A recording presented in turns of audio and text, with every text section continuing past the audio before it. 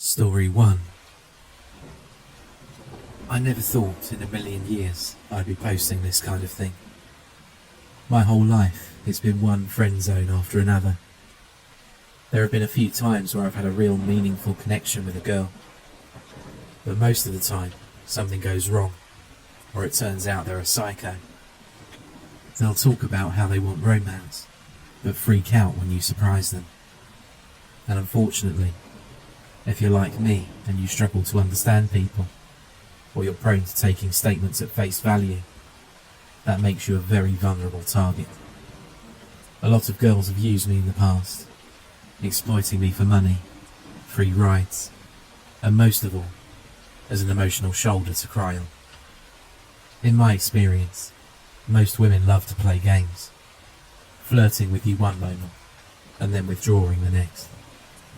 And by doing that, they can keep guys like me dangling for years, because we're just too trusting. That's what makes Valerie different. She's never asked me for anything like that, and I know she's super smart. The way we communicate is so fun. She does such clever little things, like leaving me a note asking me to leave the apartment block door open, so she doesn't have to find her keys in the dark. It'll just be a note pinned to my door, but it's her way of letting me know that she's thinking about me. Other times, she'll ask me to hold a door open while she walks past with her groceries. When I do, she'll look at me and smile in a way that makes it clear she likes me. But it's more than just attraction. We have a really deep connection. Sometimes she'll walk downstairs barefoot and I'll say, "Nice shoes," and she'll laugh. Over time, it's become our little in-joke. We've had this back and forth for nearly a year. I always try to catch her going up her stairs, and I come out and ask how she is, and she'll smile at me and laugh at my lame jokes, and it's just perfect. And I've needed it. I've been in a dark place for a long time. I came out of university and got a job working from home. And without any real reason to go outside, I pretty much just stopped. I played games and ate pizza. I've gone weeks without leaving my flat. It was like that for so long. I became scared of going outside or speaking to other people. And then one day she turned up, and unlike so many people I know, she went out of her way to be nice to me. Without those flirty moments, I think I might have gone all the way down a dark path. But now that she's moved in, well, I go outside and she'll be in the hallway, laundry basket tucked under her arm, just waiting to ask me questions about my day. And not just generic stuff either. She remembers things I talk about, and she asks how it's going. She'll ask about my work projects, or my hobbies, or if I'm excited about a new game she remembered me mentioning. It's incredible to have that kind of meaningful relationship. Honestly, no other girl in my entire life has made me feel cared for like that. That's why I need to keep her safe. I don't think she knows, but I managed to get into the CCTV for the building. The landlord asked me to help set up the internet in this place, and I got him to let me take care of the building's IT stuff in return for a rent reduction. Now I can check all the cameras throughout the public areas of the block.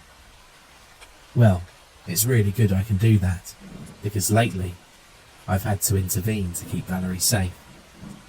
One guy followed her home from a night out, and I could see her lean into his ear and whisper something, telling him to leave. Poor girl was probably too scared to say it out loud. But then she trotted up the stairs, and he waited a moment and followed. The thought of how he would have hurt her, it makes me scared. Not for her, but for him. Because the things I would have done to him, he would be begging for his life. I don't think that guy can even imagine what this £350, almost 6 feet tall silverback would have done to him if he'd hurt one hair on Valerie's head. After he went upstairs, I went and buzzed her flat, over and over. It must have scared the guy away though, because when she answered, she said her place was empty. She was sweaty and her clothes were torn, but she told me she was just exercising. I couldn't give away the fact I'd been watching her, because it's important to seem aloof, and I don't want to come off as needy. But the guy never actually left her flat. I checked the cameras over and over to make sure he wasn't lying in wait. But no, he went up the stairs and never came back down. Thing is, there's no back door in this building. There's just one entrance. That can only mean one thing. He was so scared of me, he jumped out the window. That's exactly the kind of protection I can bring to Valerie. It's very important to me that I can keep her safe. Unfortunately, I'm worried about how a relationship is going to work if she makes it so hard to protect her. Because the big thing is that this incident wasn't a one-off. It keeps happening. I've taken to hanging around the front door when she goes out, so that when she comes back, I'm here waiting, ready to shoo any guy away. She always seems really icy and weird at the time, but whenever we meet afterwards, she's clearly appreciative because she's back to normal, smiling and asking how I am. I wonder, is it just fear that makes her seem annoyed when she comes home and finds me waiting? I can't help but wonder what she thinks is happening when she lets these guys follow her home. She's putting herself at risk. Thank God I'm there to intimidate them, because none of them ever come back out the front door. They must walk straight up the stairs to her place and jump right out of the window just to avoid passing me again. That's a pretty crazy thing to do, considering it's not the ground floor. I will say, Valerie is young, and I'd like to think as she grows up, she'll become a more sensible young woman. But that's not the only red flag for me. There are others. For one, there's hygiene. Valerie always looks incredible, and she smells great. But the few times I've got a whiff of her flat, it's been... I don't want to come off as alarmist. It's just, it smells awful. Like eye-watering, skin blistering, paint peeling awful. Like my dad used to say, that smells worse than dumpster outside of a zoo in the middle of August. And the smell coming out of Valerie's apartment fits that saying perfectly. I mean, it's really hard to maintain this image of a precious little princess when you know she lives in a place that smells like a butcher shop. I tried to get a glimpse of her flat when she answered her door that one time, but it was all dark. Again, I know she isn't perfect. I just didn't expect one of her little quirks to be so gross. I don't even know what's making the smell, but I know the guy above her made a bunch of complaints via snarky post-it notes, but he stopped recently. At first I totally blamed him. How dare he say something mean about my girl? But now the smell is starting to seep downstairs. I'm pretty grotty myself, but sometimes I smell it and it's just like, Jesus, she lives in that. I'm concerned for her health if she doesn't get out of that unhygienic place. It's too embarrassing for me to approach her about it, so a while back I figured maybe I'd try to speak to the guy upstairs and get him to file a real complaint with the landlord. I knocked for like 10 minutes and didn't get an answer. Thankfully, I'm super close with the landlord, and a while back he gave me a master key because I needed to get into various crawl spaces between floors to lay Ethernet cables down. Long story short, I made a copy before I returned it to him. I swore I'd only use it in case of emergencies, but I figured maybe it was an emergency, and if anyone asked, I'd just say the door was open. I didn't expect the smell to be so bad.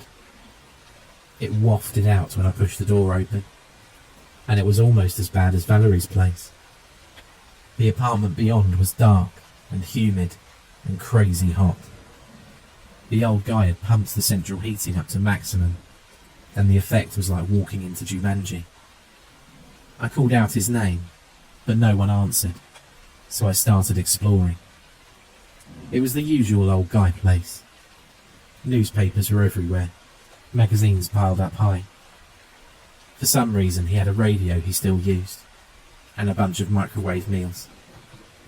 I did see some pictures of him with his late wife, and whoa, she was not a looker. I couldn't imagine how some men settle for women who look like that. He actually looked happy in his wedding photos. How sad is that? Anyway, I went through his apartment, but couldn't find the old guy. I did, however, find the source of the smell, and clearly there must be some kind of infestation. I don't know if there are cockroaches or wasps or some other crazy exotic pet that got loose in the building, because something has piled up a bunch of rubbish in the bathtub and started making some kind of hornet's nest out of it. It was about chest high and shaped like a weird bubbling island that jutted out of the water the colour of blood and oil. The hive itself was made of rotting meat, chewed up paper, discarded fruit, all kinds of random stuff. Hell, there was even the old man's robe in there, and that guy never took that thing off. Looking around a bit more, I saw that the fridge door was wide open, and it was completely empty. So the old guy must have taken all his food and put it in the bath. Weird, right? Either way, the nest looked completely emptied. Whatever had made it was long gone now, so I decided to give it a little poke. It felt like rotten wood beneath my finger, but it was somehow greasy. It left a residue on my finger, the colour of bolognese grease, and it stank for days. I sniffed my finger and started gagging, when out of nowhere, this groan came from the hive, and it moved, just a little bit. It sounded an awful lot like someone saying help, but it was so muffled, and I was so scared. I didn't really get a chance to think about it, because I was running for my life. Looking back, I'm 99% sure I heard it wrong, but there was no denying that whatever was in that hive sounded an awful lot like a person. I've tried Googling to see if I could find out what that thing was, but I couldn't find anything useful. Whenever I search bugs that sound like people, it just shows me a bunch of kids' films. There must be something in nature that makes that noise, because sometimes when Valerie goes out, I sneak up to her door and press my ear close to it, and I hear the same thing. It's all weird and distorted, but it definitely sounds like the word help.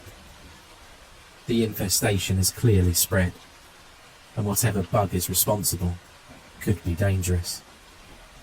I even dared to open her door once, just to see if I could glimpse how bad her apartment is. I literally just popped it open and looked. It was too dark to see anything, but she must have some kind of pet, because something came stumbling out of the dark towards me. It was like a person made of paper or rotting wood, with their back and face covered in little white bumps about the size of a pea. This thing covered the distance so quickly, even though its hands looked awkward and clumsy as it slapped them down on the floor to come towards me. When it opened its mouth, there was nothing but this swollen piece of meat that stopped any sound. It looked like raw steak, and it dripped grease the same colour as the bath. I cried out and slammed the door shut, but a second later something thumped against it. That's when I finally realised what was happening. I can't believe it didn't occur to me earlier, but Valerie must work in special effects. I felt like such an idiot as the thought sunk in. I always knew she was a creative. Women always are. Anyway, it suddenly made sense why there was that hive upstairs, and why Valerie was taking so much stuff out to the bins. It might even have explained the smell, although that doesn't necessarily make the hygiene aspect any better. I do worry that Valerie knows I opened her door, Earlier today, I saw her dragging something in a big, thick bin bag down the stairs. I rushed out to help her and went to help, but she pulled it away and looked at me really angrily.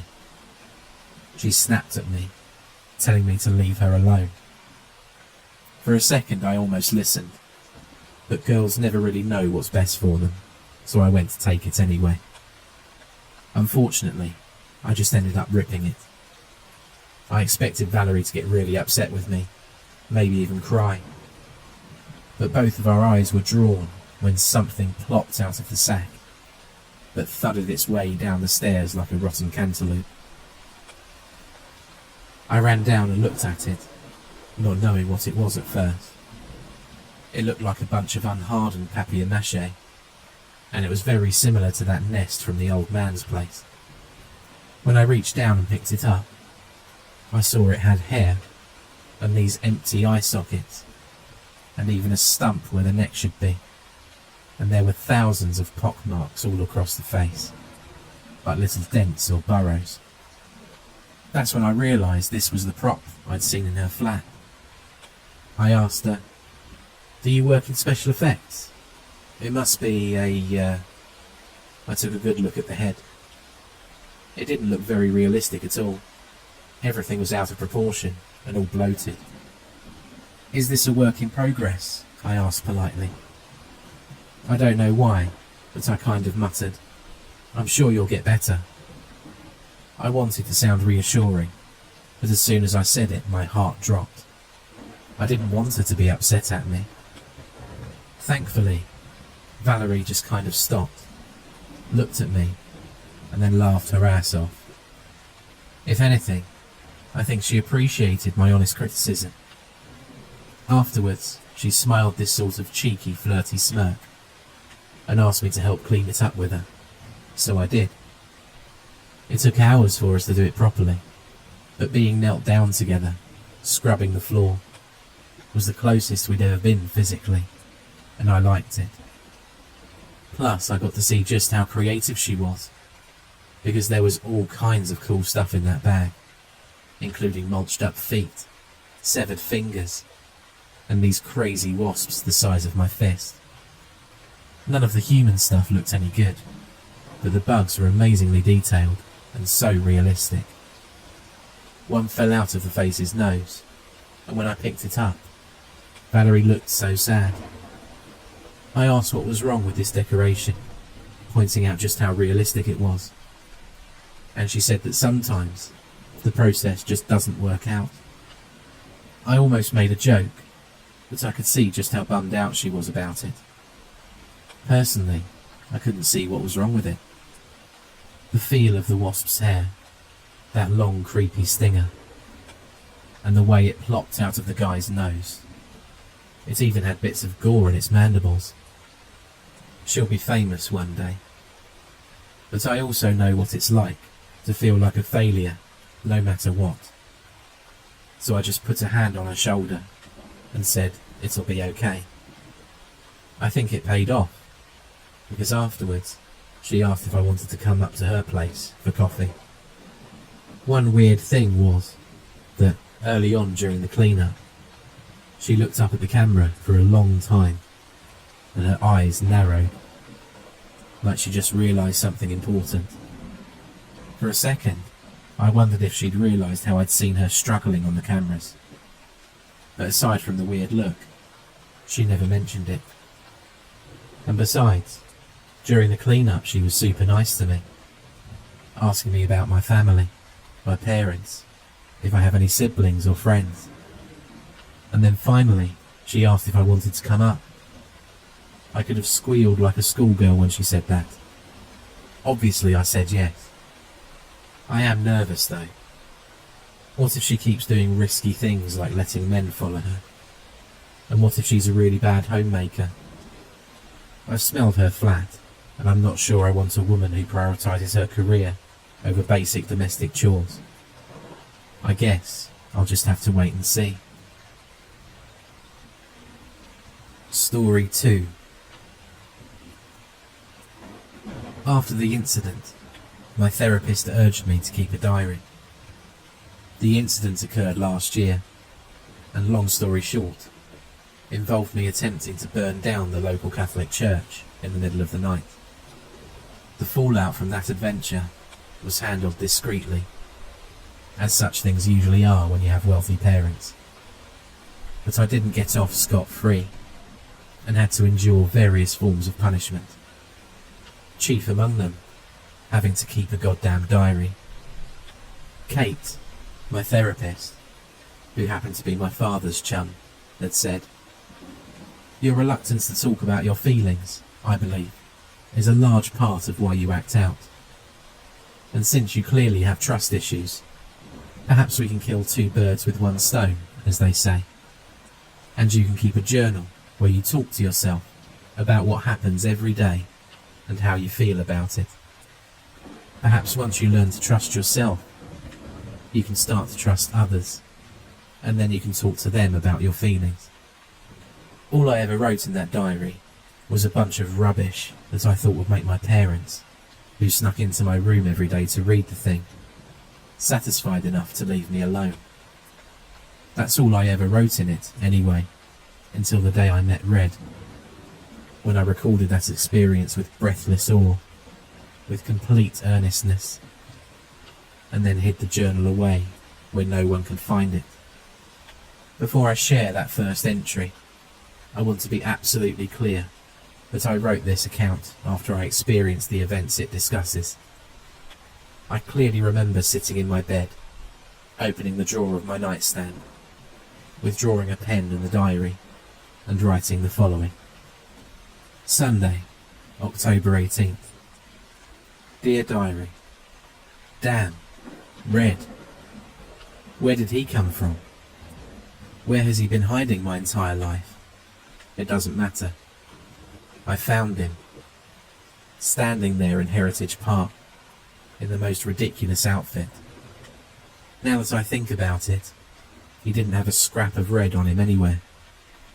Every other colour though, a patchwork of all the other colours of the rainbow, and many more besides, stitched together as by the world's most deranged grandmother. And his hair, long and thick and black, but no red. My name's Red, he said, as I was walking past him on my way to the coffee shop. I hadn't paid him any mind yet, and at the time, he seemed just another desperate performer, same as anyone. What's your name, sweetheart? Get lost, I said. That sounds Russian. Are you Russian, young lady? He quipped. I stopped walking and turned to face him. He had deep blue eyes. Nope, I said. I'm American, through and through. But you were Russian, weren't you? Off to the coffee shop, perhaps? I suppose that's rather an American thing to do, always rushing around. It's perfectly consistent. It all makes perfect sense. I looked to the ground, where Red had placed the top hat upside down, which had $3 or $4 bills inside of it, along with some loose change. All right, what's your deal then? You just stand here and do dad jokes? No, that's just how I draw them in. A little buffoonish humour. So what do you do? I asked, deciding that if he didn't give a good enough answer, I'd keep walking. Many things, young lady, many things. But for you, I will show you things as they truly are, not as people pretend them to be. It's not a talent I use often, but something about you tells me you're ready to see through the facade. Am I right? I supposed I was in for a cheap magic trick or something like that, but had to, sadly, admit to myself this was already the most interesting thing that had happened to me in several weeks. Sure, I said. Good. Now, look over yonder. Red swung his multicoloured arm out and pointed at a man jogging through the park. There was nothing unusual about the man. He was very fit and attractive, dressed in a tank top that barely contained his bulging muscles, and he was dripping with sweat, listening to music of some kind.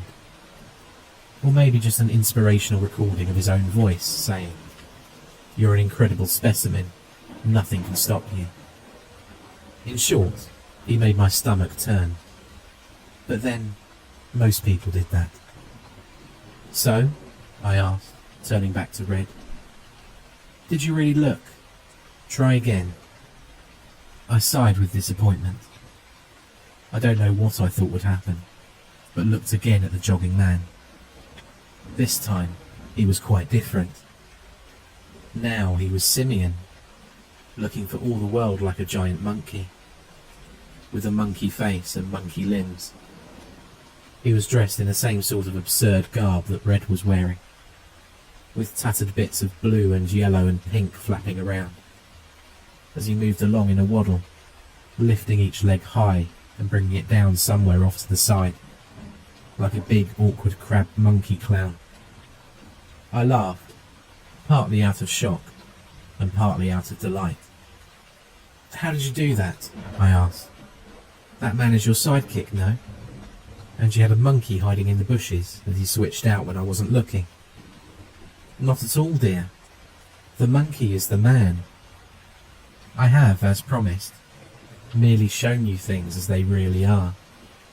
Or rather, things as they are beneath the first layer. It's what you've always suspected, isn't it? That the world is full of people pretending to be something they're not. That, once you strip the pretense away, people are simply dumb monkeys waddling through life in a comically exaggerated fashion, without any real purpose. You can sense that it's true, but the deceit is great enough to trick your very eyes. You see men and women dressed to the nines, approaching life with a deadly seriousness, and you begin to doubt yourself. Well, doubt yourself no more. You have seen the truth. An eerie feeling passed over me, and for a moment I believed what he said. But when I looked at the jogging man for the third time, he was only that, a man going on a late morning jog. "No, really, how did you do that? Would you like to see even deeper?" "Yes," I said, without hesitation. "Then come back tomorrow. Same place, same time." "I will," I said. Then I remembered that I had school. I was down to my final warning, and couldn't afford to miss another class. "Oh, damn, I can't. Will you be here later, in the afternoon?" "I will certainly try to be. For now, I must move on." Red bent down, scooped the money out of his hat, and stuffed it into an enormous pocket. I felt a sudden pang of guilt, as I didn't have any cash with which to reward this man for so thoroughly entertaining me. "I'm sorry," I said, "but I don't have any money on me, just a credit card. I'll bring some tomorrow, I promise." "Think nothing of it, young lady," said Red, flipping the hat through the air and catching it expertly on top of his head. "I do hope to see you tomorrow." Then he turned and waddled off through the park. I stood there for a long time, full of wonder, trying to figure out how he had done it. In the end, I decided it didn't matter and went to head to the coffee shop. As I was waiting in line, I began to picture the people around me as clownish monkeys, the same as the jogging man in the park. I had to hold my hand over my mouth to keep from erupting in laughter. Now I'm here in bed, and I have not stopped thinking about Red all day. His magic trick was, quite possibly, the delight of my life. Certainly the best thing that's happened to me in years and years. A splash of colourful paint across a dull and dreary canvas of lifeless greys. I absolutely can't wait to see him again and discover what else he has in store for me. I truly doubt anything can top what he's already done, but we'll see. Meanwhile, I have no choice but to contain my excitement and wait until after school tomorrow. Unless I don't? I'll get in trouble, but what does it matter? It's a world full of monkey clowns. What's the worst they can do to me? Throw a pie in my face? And so I concluded my first real diary entry, hiding it inside of an old stuffed bear I found in the back of my closet. Then I settled into bed and tried to go to sleep. My excitement made that difficult, but I also felt a deep and easy peace I hadn't known for a long time. I had a friend, someone who understood the world as I understood it, and was delightfully entertaining as well. And so I finally sunk into sleep and dreamt of a carnival deep in the wild primordial swamp, where reptiles crawled out of the murky depths and devoured mountains of cotton candy. The next morning, I woke up full of energy, having resolved to ditch class and meet Red at the park. I didn't want to miss him, and whatever wonderful trick he had in mind to show me. Predictably, my phone started to buzz a few minutes after I was off school grounds, so I switched it off and shoved it into my purse. Then I walked to the park, feeling light and free, despite the certain punishment I would face at the end of the day. Red was standing in the same place as before, but when I approached him, I saw he was sad. Now at last, he had some red to him, though it was where his eyes should have been white. He had obviously been crying. "What's wrong?" I asked when I was close enough. "Oh, sweetheart, I didn't expect to see you at this hour," he said, sniffling and wiping his nose with his colourful sleeve. "Catherine," I said. "My name is Catherine. Why are you crying?" "Catherine, a wonderful name." Forgive me, my dear. I was only lamenting the fact that I've been robbed. Every hard-earned penny gone. It wasn't much, but I came by it honestly. Or maybe I didn't. I forget. It doesn't matter one bit, though, now that you're here. I'd come prepared with 2 $100 bills, pilfered from my father's wallet. He wouldn't miss them. I dropped one into Red's hat.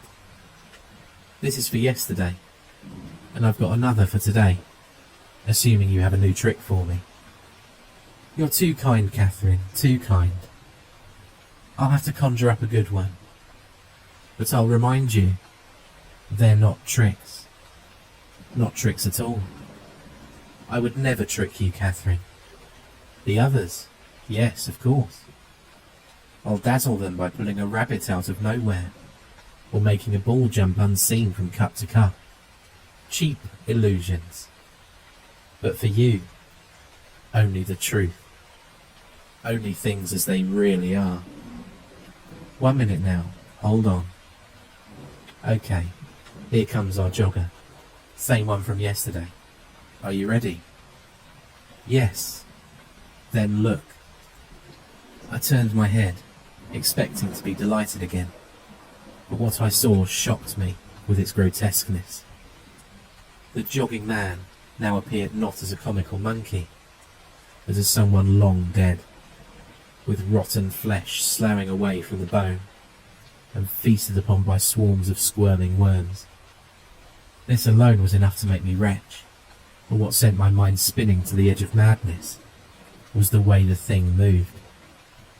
It wasn't as if in the movies, when the dead come back to life, and lumber around awkwardly, with crude control over their bodies, but at least some control. And that certainly would have been terrifying enough. But the uncanny corpse that I saw now appeared to be moved by several pairs of invisible hands. One set lifting a limp leg in the air here, another giving a shove from behind there, a third holding the body up from under the arms, in order to prevent the entire show from collapsing. The effect was something truly and finally dead, and not somehow reanimated, moving around in the world of the living. "Catherine?" asked Red. "What's wrong? Are you not delighted?" I snapped around, with a rush of anger crashing around a sense of implacable dread. "It's awful," I said. Red frowned. "My darling, you're going to make me cry again. I thought we shared an affinity for the truth." "That's not the truth," I spat, pointing behind me, but unwilling to look in that direction again. But it is, at a more fundamental level. These people you see all around you are nothing but worm food, temporarily controlled by unseen forces, being moved witlessly from point A to point B, until they grow too heavy and bloated to be moved around any longer, and the showrunners find fresher meat. I thought you would like to see this. Go away, I said, and I crumpled up the other $100 bill and threw it in his face. Then I walked away, keeping my eyes on the ground and trying not to break down. In my mind, I could still picture the dead jogger being forced to jog along as he decomposed into pure rot. At one point, I looked up to see Red bend down and pick up the wad of money. Damn fraud, I muttered, and went to bring my vision back down to my shoes. But along the way, I caught sight of another dead person. This one looked to be a woman, her clothes stained black and brown with her own fluid, jerking forward down a path in unnatural, floppy fits and starts. Then the stench hit me, and I surveyed the park head on, and saw that it was filled with the dead, going about their mindless business, dozens of them, heads bouncing on limp necks, from side to side or front to back, as they were shoved along by invisible hands. I ran home, as though myself being poked by some unseen prod, and when I swung the door open, I was greeted by my mother, though mercifully she did not appear dead. "Kate," she began, in a voice hung between anger and relief. I wrapped my arms around her and started to sob. "I'm so sorry," I wailed, "about the way I've acted, the way I've been, about everything." "Shush," said my mum. "Everything's going to be okay. Mummy's here. Mummy's here for you." After a long session with my mum, in which I kept details sparse, I headed up to my room. I was going to spill my guts out to my diary. Not just about the awful things that Red had shown me, but about all sorts of things that I now realised were true about myself. In the course of a few hours, I had suddenly shed years' worth of carefully constructed defence mechanisms. I went to the closet, felt around till I found my old teddy bear, and pulled the diary out. I took it over to my bed, where I propped up some pillows and settled in to write my epic confessional. I flipped through the pages of lies I'd felt so clever in creating, until I got to the previous day's entry. Sunday, the day I met Red. I cringed as I glanced over those words, and then hurriedly turned the page. It was already filled in. What the hell? I lifted the journal up to my face and squinted. It was my own handwriting, my own style too. "Dear Diary, today was screwed up." That was exactly how I intended to begin the entry. Absurdly, I turned my eyes to my right hand, as if I would find some kind of answer etched into my palm. I didn't, of course. There was just the usual pattern of creases and whorls. I stared at it for a long time, until it began to look strange, like an alien creature onto itself. Then I snapped out of it, took a deep breath, and read the rest of the entry.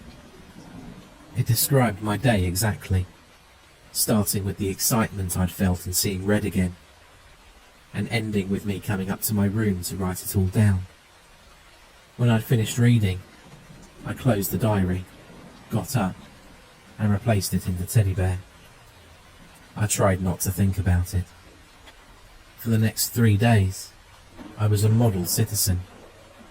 I grovelled at the principal's feet, in complete earnestness for another chance.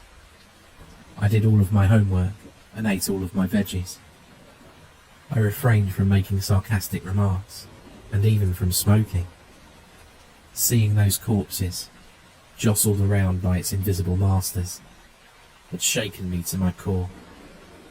Suddenly, life seemed worthwhile to me, even if it meant doing all of the things that appeared ridiculous and pointless before.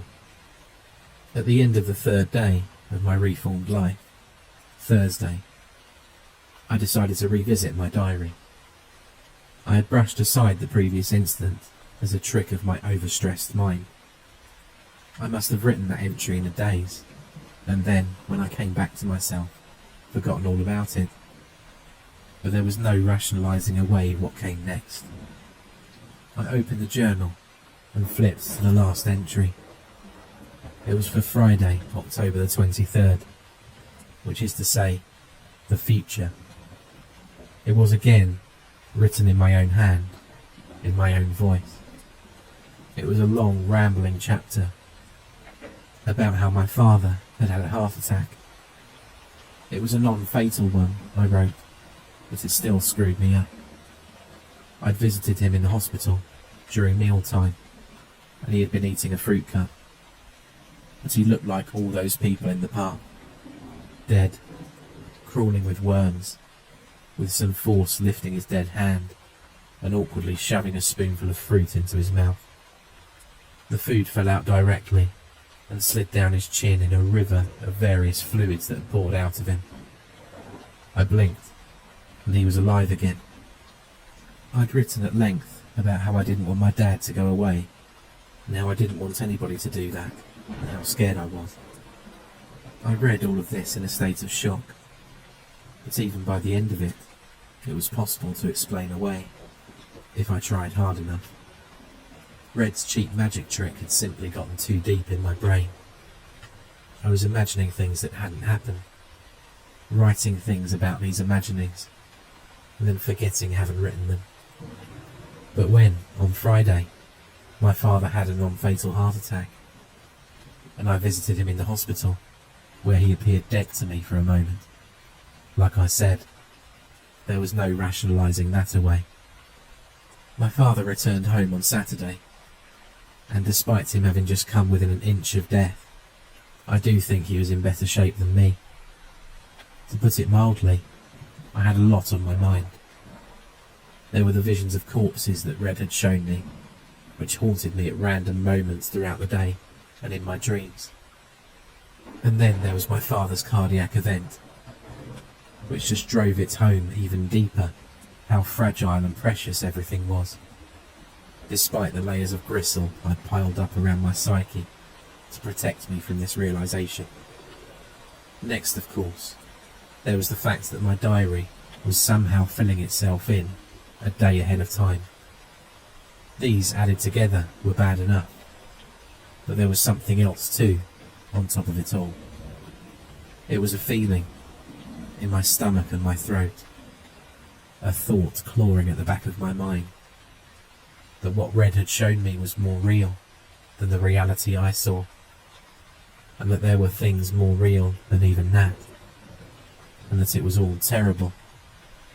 I would look at a shadow, and it would seem to hold more substance than whatever was casting it, and I sensed it contained depths that nobody understood or was capable of understanding. I spent the better part of Saturday in my room alone, trying to hold it together, but feeling always on the verge of cracking apart into jagged pieces of incoherence. I eventually passed out that evening. I awoke late in the morning on Sunday. I felt protected, as if nothing could hurt me. It was then I decided it would be a good idea to look through my diary again. It can't hurt you, I told myself. And now, I've been sitting on my bed for hours, trembling. Is this really happening? It feels as real as anything that's ever happened to me. But has that all been real? I don't know. All I know is that when I opened my diary, this is what was waiting for me on the last page. Monday, October 26th. Dear Kate, I don't think it matters what you do. Red will find you. And when he finds you, I would suggest not trying to escape. Maybe you'll be luckier than I was, but if you're not, you're better off not fighting. He tells me that our suffering is in proportion to how much we struggle against it. He's going to take me now to the church, the same one that I tried to burn down last year. He thinks that's very funny.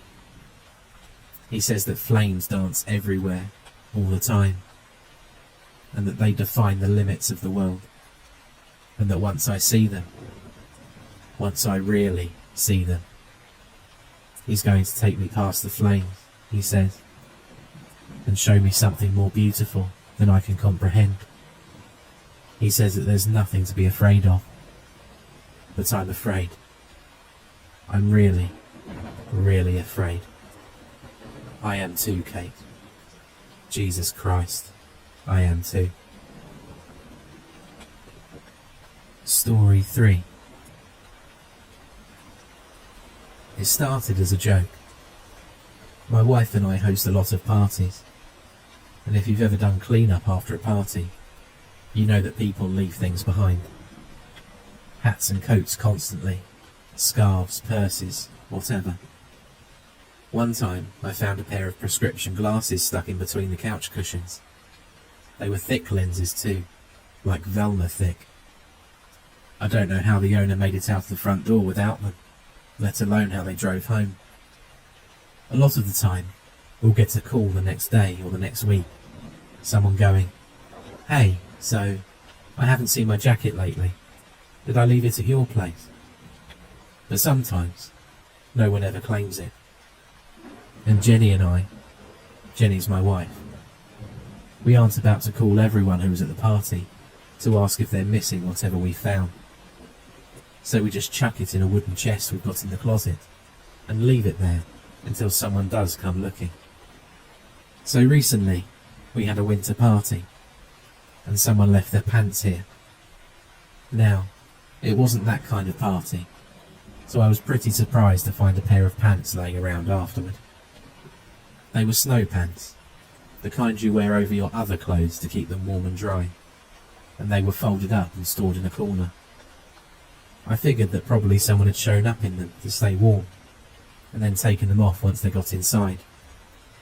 Between the warmth of the house and the warmth of the alcohol, they must have forgotten to put them back on when they left at the end of the night. Jenny flipped through her pictures from the evening, but didn't have any shots of anyone wearing those pants, so into the trunk they went. As Jenny was tossing them in, she commented, "I bet we could clothe a whole person with what's in here." We laughed, but then I got to thinking that she was probably right. So later on, I dug through the trunk and sure enough, in addition to the pants, we had a button-down shirt, multiple jackets, several hats, a pair of gloves, a couple of scarves, and 2 pairs of shoes. While Jenny was out of the house that night, I put the shirt on a hanger, hung the jacket over it, clipped the gloves to the sleeves and pants to the bottom, and wrapped a scarf around it. Then I hung the whole thing up in the hallway, plopped a hat on top and put the shoes beneath it. The pants hung just to the ground, so at first glance, it really did look like someone lurking there, especially with the lights off.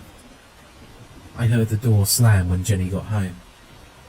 She started to call out a greeting, but is abruptly cut off in a shriek. I came into the hallway, laughing, to find Jenny standing there with a hand to her chest, glaring at me. The clothes dummy swung quietly off to the side.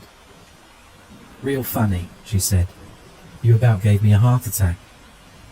"I'm very sorry," I said, but I was laughing much too hard for her to believe me. "Yeah, you will be," she said, with mock seriousness. But she was laughing too, now that she was past the initial shock. Anyway, I thought it was all extremely funny, right up until I got up in the middle of the night to go to the toilet.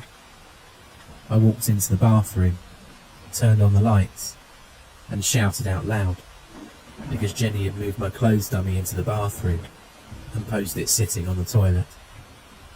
From the bedroom, I heard sleepy laughter. "Do you know what happens when you scare someone who's on his way to the bathroom?" I demanded. Rags are under the sink.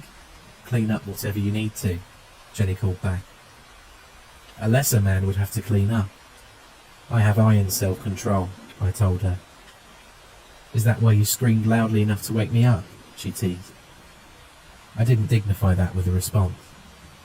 Also, I didn't have one. So this became a thing. Jenny and I would move the dummy around, and after a while, it wasn't even to scare each other anymore. We named him Albert, and he was just a feature of the house after a few weeks. We put him in the kitchen, the dining room, wherever. I came home a couple of days ago to find the clothes slumped in my chair in front of the TV, with one of my beers in his glove. I just got another beer and took a seat on the couch. Jenny came in later and said, "You're not going to move him?" "He was here first," I shrugged. "You're ridiculous," Jenny told me, and took Albert's beer. "He's not going to like that," I said. Jenny laughed. "What's he going to do about it?" That was a couple of days ago, like I said. Yesterday, I came home to find Albert hanging by the picture window at the back of the house. His clothes were splashed with something red, and there was a dripping knife wedged in one of his gloves. It was a pretty gruesome sight, and I applauded Jenny's ingenuity. "Did he get you, honey?" I called. No response, obviously. She wasn't about to give up the joke that easily. "Hey, the stuff's dripping onto the floor," I said loudly enough for her to hear me, wherever she was hiding. "I think it's staining the carpet." Still nothing. So I got a paper towel and wiped up the pretend blood, and then took Albert's knife away from him. Whatever Jenny had used really did look like blood, and I was starting to get uncomfortable. "Honey? Okay, you got me. Joke's over." Still no response, so I went looking. I went through the entire house and couldn't find her anywhere. Her car was out front, but Jenny was just missing. I called her phone, but it rang through to voicemail. When she still hadn't shown up by midnight, I was starting to get panicked. I'd called a few friends, but no one had heard from her. I decided to get a few hours of sleep and then figure out what to do in the morning. I laid down, turned out the lights, and was falling asleep when I heard a slight noise in the doorway. I opened my eyes to see Jenny in the doorway. "Where have you been?" I started, turning on the lights, but my voice died in my throat. It wasn't Jenny. It was Albert, hanging from the doorway of my room, swaying slightly back and forth above his shoes. The knife was back in his hand. My heart was hammering. This was obviously just Jenny taking a joke too far. But when I called out for her again, and she didn't answer, my fear spiked. I took those clothes down, carried them downstairs, and even though I knew it was totally illogical, I burned them in the fireplace. I expected Jenny to come out to laugh at me once I got the fire going, or at least to chide me for stinking up the house. I don't know what they pack snow pants with, but it smells terrible when you burn it. But the fire burned down to ashes, and I was still alone. I slept for a bit, and when I left for work this morning, there was still no sign of Jenny, and she still wasn't answering her phone. I called the police to report her missing, and they're supposed to be sending someone over to take a look around and interview me, I guess. I hope they get here soon, because I just heard a noise from upstairs, and when I went up to look, the door to our walk-in closet was standing open. Hanging from the bars, aligned in 2 neat rows, were a dozen of Jenny's outfits. Shirts on the hangers, pants clipped below, shoes lined up underneath. The bedroom door only locked from the inside, but I closed it and used my tie to tie the knob to the banister in the hallway. I was going to leave the house, but there's a coat rack by the door. and I really don't think I lined my shoes up underneath it like that when I got home. I hope the police get here soon.